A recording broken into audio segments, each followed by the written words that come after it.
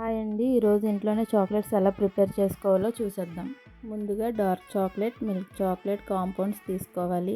ఇవి రెండు 2:1 రేషియోలో తీసుకోవాలి. డార్క్ చాక్లెట్ 2 పీసెస్ తీసుకొని చిన్న చిన్న ముక్కలుగా కట్ చేసుకొని ఒక ప్లేట్లోకి తీసుకోవాలి. నెక్స్ట్ మిల్క్ కాంపౌండ్ 1 పీస్ తీసుకొని కట్ చేసుకొని ఒక ప్లేట్లోకి తీసుకోవాలి.